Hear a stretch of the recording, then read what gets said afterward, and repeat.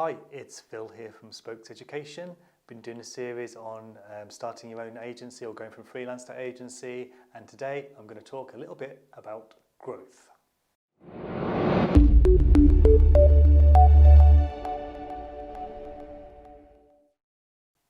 So when we talk about growth, normally the things you'll associate with that is increasing your turnover, increasing profits, increasing headcount. But there's a little bit more to it than that. As I found out kind of on my journey, there's lots of other areas of growth that, one, you should factor in as growth, but two, that will actually support those kind of main areas of growth around that profitability. So the first one I'm going to talk about is your service offering and capability. So one of the things that when we first started, our service offering is very different to what it is now. So we started off by doing basic e-learning, and over time, as our capabilities have grown, so has our service offering. So now we can offer a fully holistic service, an e-learning service, but with kind of loads of bolt-ons. So when we first started, for example, we didn't have an in-house animator. If we needed animation, we would outsource. We have now got that. Same with video. We've now got the capability of going out and recording our own video as well, which is, again, something that's quite new to our service offering. So it's for me, that's it's a pretty big area of growth, and going into kind of new services, and you can even go further into kind of new markets as well.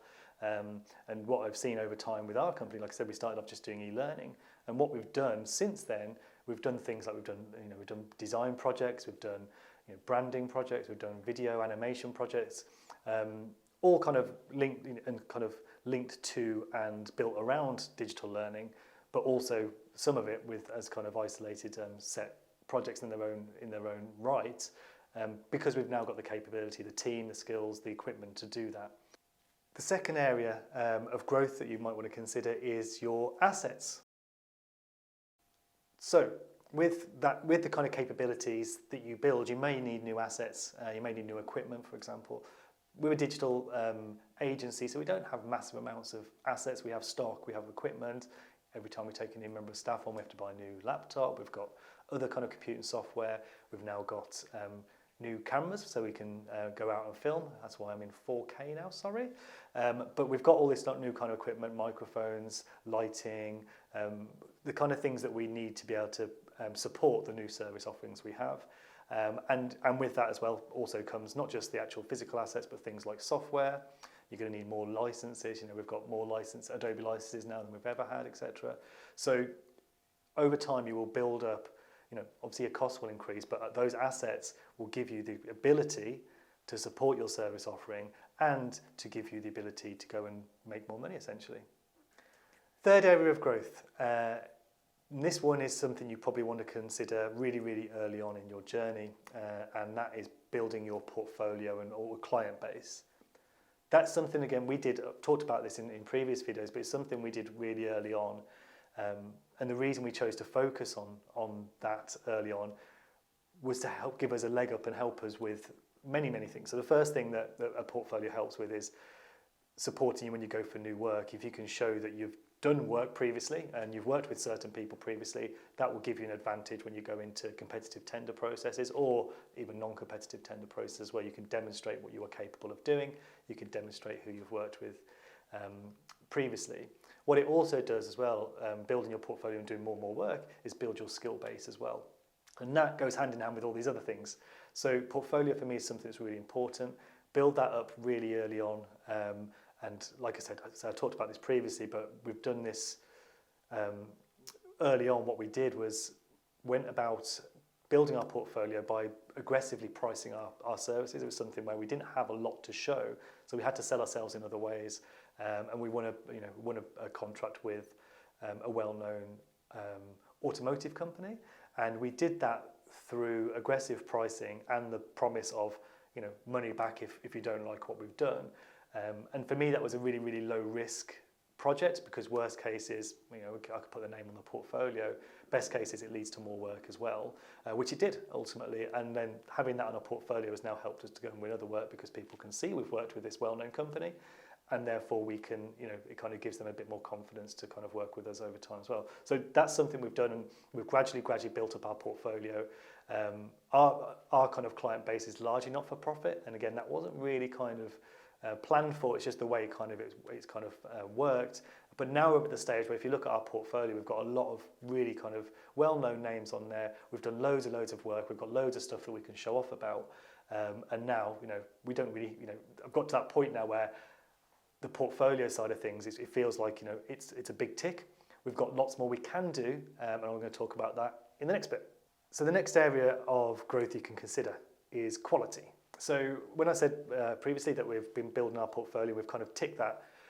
There's always something more we can do. Now we've got that solid foundation of our portfolio. What we try and do now is only work on projects where we can do something a little bit different, where we can increase our quality in one way or another. So recently, for example, we've been working on projects that require high levels of accessibility, so we can build up our quality and build up our experience in that area. We've been working on things like video projects, again, to build up our experience and build our quality in the world of video, same with animation. We've done that with pretty much everything, e-learning, graphic design, everything that's relevant to our business. So now what we do, instead of kind of when we look at new portfolio, we're not worrying about particularly the client or who that client is. What we're kind of looking at is, will that piece of work enable us to do something a little bit different to enhance our portfolio further than where we are now? We'll still do work that might not do that, but again, if that's something where we can kind of tick a new thing or increase our quality and show off new skills, then that's something that's going to, again, enhance our portfolio further and again open up new opportunities and demonstrate further growth. The next area of growth is something that's really, really important to us right now, and that is efficiencies. So we've worked hard previously on kind of things like quality, on things like, say, improving our service provision, but we've always been quite reactive. We've been kind of working hard to kind of build all these things up. We've got to that point now where we're going to take a little bit of a step back and think about how we can do things smarter. So we always want to do things better, but now we always want to do things smarter, quicker. What that can do means we can do more projects, we can do higher quality, gives us more time to be able to do more.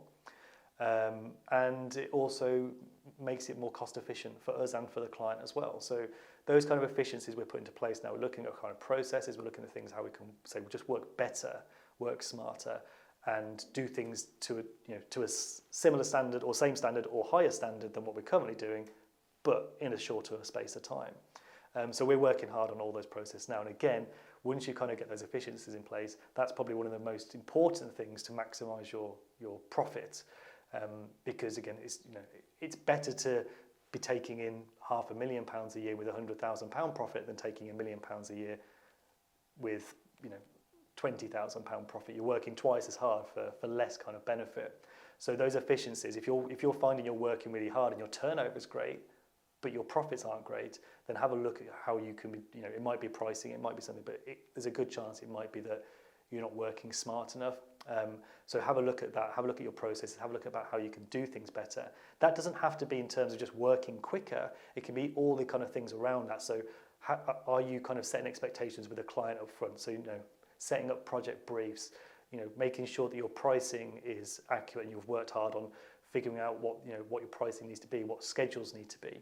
And having a look at everything around it to make sure that you are working in the most efficient way and that you are avoiding any kind of issues by, again, setting up those smart processes. The last area of growth I want to talk about is a little bit different. It can have an impact on your profitability, but for me, it's not really about that, and that is social reach. So you can think about social reach in a couple of ways. The first one is to think about it in terms of getting your brand out there, you becoming an authority to your peers, etc., becoming an influencer, etc. I see it as a little bit different, and our social reach is about how we can have maximum impact outside of what we do, and how we can work with schools and charities and give a little bit back. And for me, that's something I'm really passionate about, and that's something I really want us to focus on. Once we've kind of got those efficiencies in place, once we're kind of really set up, we've got that sustainability, and we're starting to do more and more now. We've always done it. It's something I've done since day one. I was going in and kind of giving time back, but now I want to do more and more of that. And again, that to me is an area of growth. Yeah, maybe we're not growing our profits, maybe we're not growing our turnover through doing that, but we are growing. We're growing as an organisation. We're growing our social reach. We're growing our ability to put back and give more back. And that's something that, like I said, I want to kind of focus on that. I'm not too worried about growing the company much bigger and taking loads of people on. I'd rather be like nice and efficient, profitable, sustainable, whilst having that kind of feel good factor of being able to put some time back and give to people less fortunate and give to people and give support to people who need it, that we can offer something to that as well. So that for me is the kind of final area of growth that we're kind of going to push towards once we've kind of got our efficiencies in place. We're really close now. But that's it for today. I just wanted to talk about the kind of different areas of growth. Don't just see it, if you're not necessarily seeing your profits go up, you're not necessarily seeing your turnover go up or your headcount. Think about those other things as well. You might be seeing those other things grow, and all that kind of will come together over time. Focus on one thing at a time or two things at a time. Don't try and do everything at once. Prioritize it. Think about what makes most sense at the right time. Build that portfolio is probably really important early on. And then you can look at those kind of other things, looking at that quality and the efficiencies and, hopefully social reach as well. Otherwise, I say thanks for your time. Thanks for listening as always. If you want to watch some more of our videos, you can like and subscribe to our YouTube channel. Otherwise, thanks again and speak to you next time.